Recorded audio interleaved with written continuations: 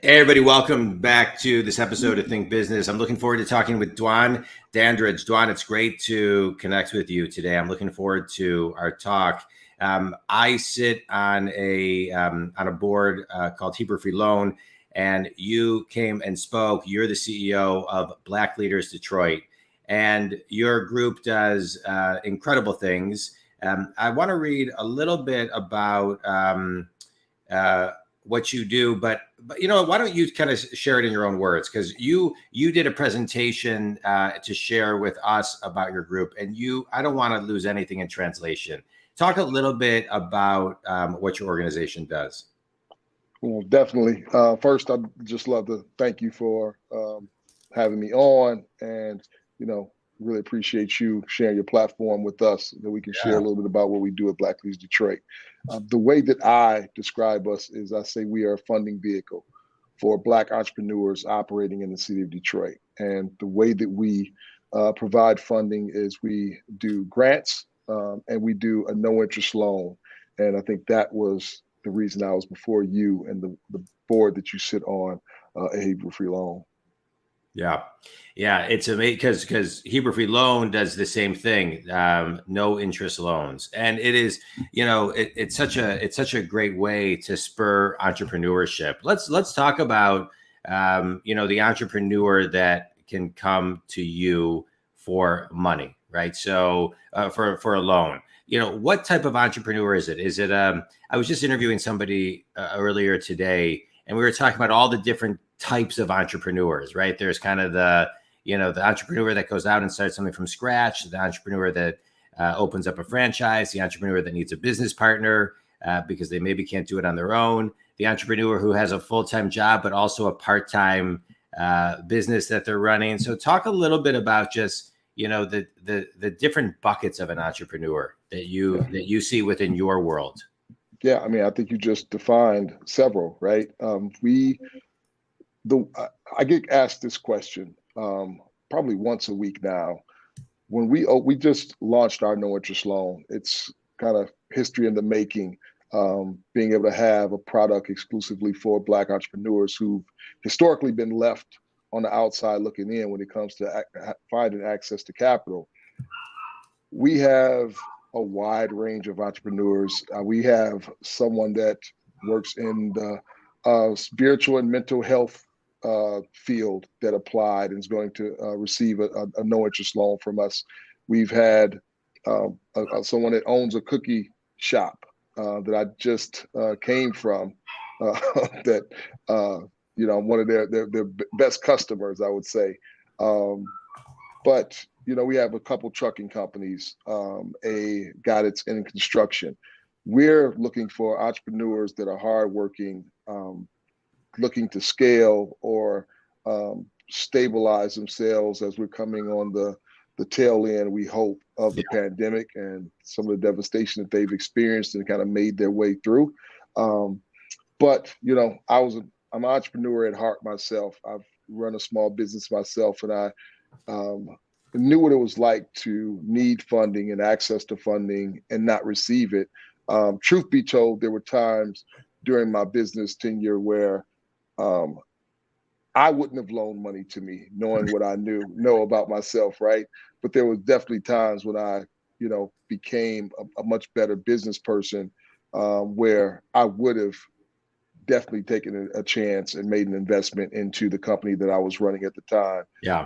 But it was hard to find somebody that was willing.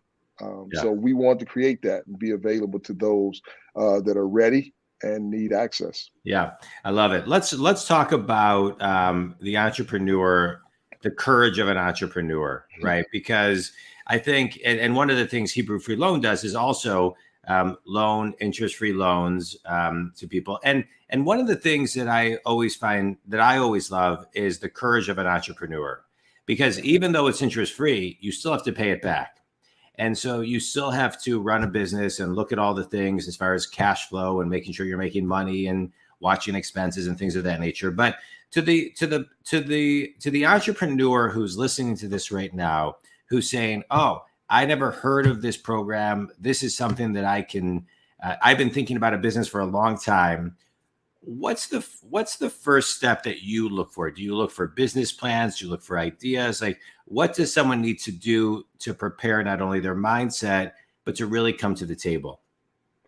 So one of the things that we look for that's a little bit different is social impact, right? Like we look for businesses that mean more to the community than the service that's provided or the product that's produced.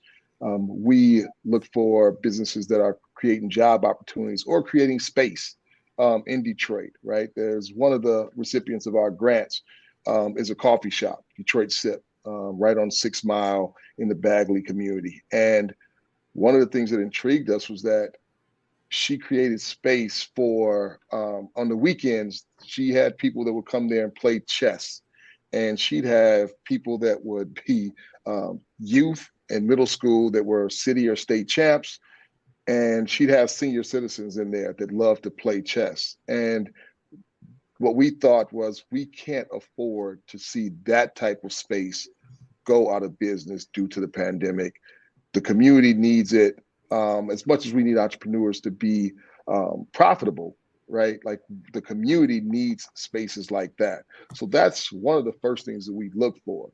Now, we also want to make sure, to your point earlier, that we're paid back, right? So we're looking for entrepreneurs that have gone through some of the growing pains, if you will, right? Like when I ran a construction company, I learned how to become a carpenter from a third generation carpenter who was really good.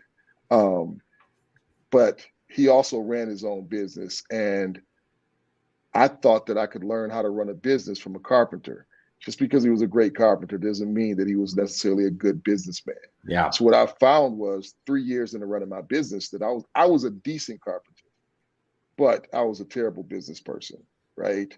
What I decided at that point was to pivot and spend the same amount of time that I spent learning how to swing a hammer, plumb a wall, and work a measuring tape.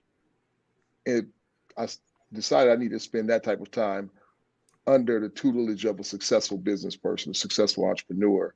I actually went and found a business coach, a business partner, and we brought our strengths together that covered one another's weaknesses. Yeah. And I went from being a terrible business person to what I would hope is a decent business person now, today as a CEO of Black Leads Detroit.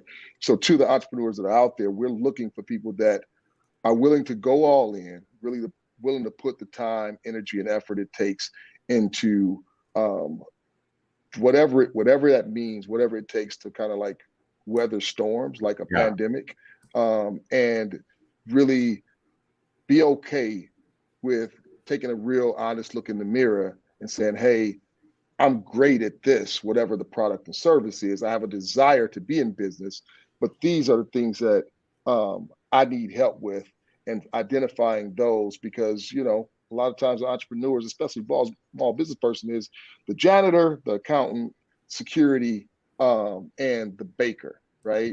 Like trying to figure out what it takes to find those services that is not really your niche.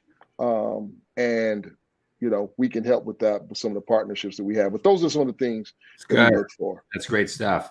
That's great stuff. You know, making a social impact is so important, and I love how you look at all the different levels of business. Let me ask you a question. You know, because I get asked this a lot of times too as a business coach. You know, what are some of the key books do you think that every entrepreneur should read? Yeah, so we use a operating system, EOS. Yeah, right? Traction. I've had Gino on the show. Right. He's great. Yeah. Right. And we're a nonprofit, right? So like it's not super common for like nonprofits to see themselves as a business, because oftentimes they're formed to solve a problem. But you know, right now we have our team members that aren't familiar with EOS or kind of new to it, reading what the heck is EOS. Yeah. Right. So that's a book that I recommend. Right. Yeah. That's a really good, that's a great book. Gino's a great guy. He's built a great system. He was on the show a couple months ago, as I said, and Yeah, it's good. And I love, I think it's always, finding the right framework on how to run your business is always really important. Yeah. Let's talk a little bit about a mission that you guys are on, to get 1 million people to contribute $1 a week, right? Talk a little bit about that, because I loved when you talked about that. Yeah. So, I mean, again, we're a nonprofit, and our approach to long-term fundraising is we're asking everyday people that believe in fairness, believe in equity, to make $1 a week commitment, donate $1 or more a week, $52 a year. You go to our website, you'll see multiple options: $4.33 a month, $1 a week, $52 for the year, or again, as I said in our meeting, other. Right, that's my favorite button in case you want to customize and give a little bit more. Yeah. But our goal is to use social media and other media platforms like this one to grow the number of people that have made that commitment to 1 million people. And, we were fortunate to get some funding from the McGregor Fund to actually put together a membership growth strategy. And now we're just starting to implement that. So we're excited about that. We're excited about the interest. We're excited about like all the people that believe in the work that we're doing. As you hear us, very specific with the community that we're looking to serve, and we're called Black Leaders Detroit. But we believe that there are a lot of people out there that aren't from the Black community that believe in fairness and believe in like being part of the solution. Yeah. That we want to make sure that they know that they're welcome to join us in our mission to create equal access to capital. Yeah, I love it. I love what you're doing. I loved your presentation. What's if you were to talk to somebody who's listening to this right now, who wants to connect with you, who has an idea but they don't know what the idea is, they've been struggling to figure out what their idea is, they're in a corporate job but they want to start a business and they just need somebody to talk to or brainstorm with. Is that another thing that you offer, just for people to call and say, hey, I have this idea, like a think tank? Well, me personally, I am a dreamer and someone that I think is decent at casting vision and having big goals and ideas. And I was able to convince some very accomplished friends to help me take this idea that's Black Leaders Detroit and turn it into an organization. So if there's somebody that is looking for someone and they've already started the work and started some of the process, they can reach me by reaching out to us at info@blackleadersdetroit.org and just ask for Dwan. I'd be more than happy to spend some time having conversation with them because, I believe that the solutions to today's problems are sitting inside of some of us that are gaining experience. Sometimes entrepreneurs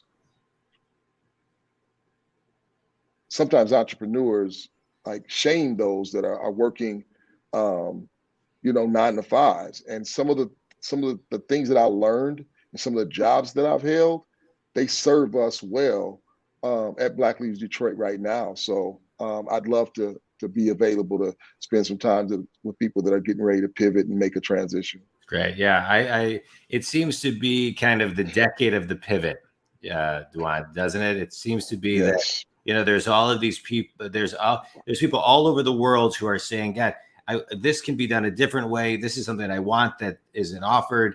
The entrepreneurial spirit is, I think, especially I'll say post-COVID, even though I know COVID's not over, in a post-COVID world where I think people are more in alignment with their own personal values and what they want and the fulfillment that they want and the how they want to live their life. So I think it's great. Organizations like yours, organizations like the one I'm involved in, Hebrew Free Loan, they are the greatest. Before we go, I do want to ask you a little bit more about you, and to dive a little bit more into, you touched on it and you did a little bit more than touch on it, but, you started this organization. And so what was really, what was the biggest lesson you learned as you started this organization? That's a great question. And I would have answered it differently when we first started out. I think that oftentimes we're preaching to big corporation and big business the need for diversity. And as we serve the for-profit and nonprofit sector, one of the things that I find myself preaching to the Black entrepreneur is the importance for them to have diversity in their personal and professional networks and being intentional about that.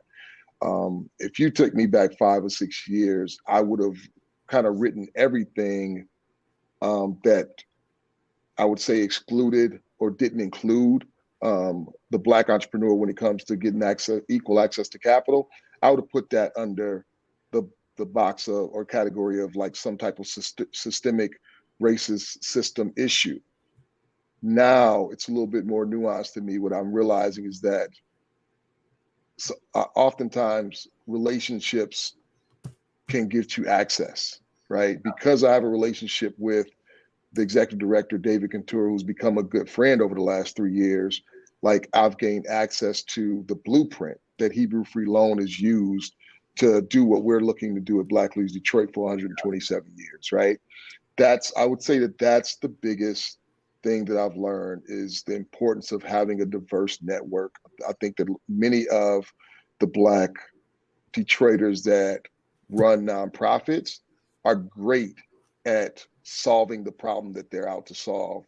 Oftentimes they're practitioners, and many of them have a huge Rolodex of other problem solvers. Yeah. What they may not have is a huge Rolodex of check writers. Yeah. Right. And I think that comes, and trust me, if you only was able to have one, you got to have the person that can solve the problem. Right. Otherwise, you're just throwing money on a fire. Right.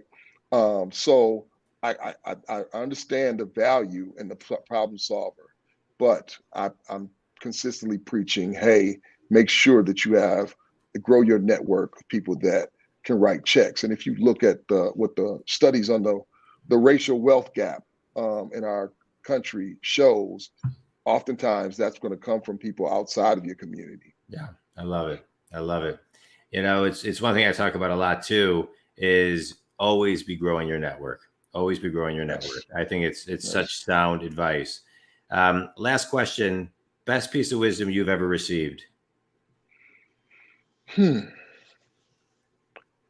I wouldn't say that I could narrow it down to one thing, but I think that the approach to looking at complicated things. My mother and father had me when they were very young, and my dad did, I think, one day in 9th grade before he had to drop out to become a breadwinner, right? Because he was having a son. And he has a very common sense approach to some of the most complicated problems that we face as a society. And that's the way he would raise me and teach me and train me to look at things. Yeah. That's why I can look at a problem like the one that exists when you're talking about limited access to capital and say, there's a solution to it, right? And, people that are watching us right now, I hope they realize that they're the solution to it. So that's it. Like, problems can be big, but, at the end of the day, it's most likely a real common sense solution to whatever the problem is. Yeah, I love it. Beautifully said. Your dad is a wise man. Thanks. As are you, but sometimes I think people try to overcomplicate things, and it's, I love people that can just break it down to the simple. So It's great. Yeah. Dwan, tell people how they can connect with you, learn more about you, your website, any contact information that you want to share.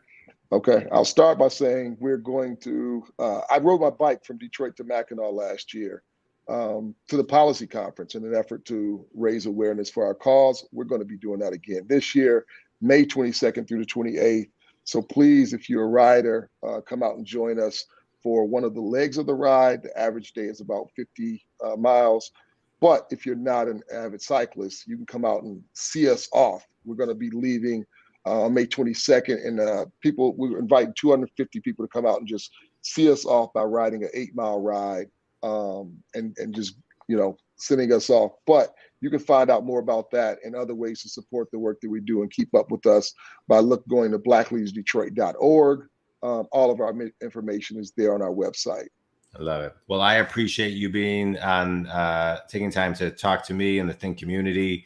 Thanks for everything that you do. You've got a phenomenal organization and you're doing great things. And I'm glad that David Contour could be the bridge of us, meeting, connecting, and getting to know each other. Continue to do great things. And, I'm glad I'm in your network now and you're in mine. So we'll definitely likewise. Think community. If you want to reach out to Dwan, please do.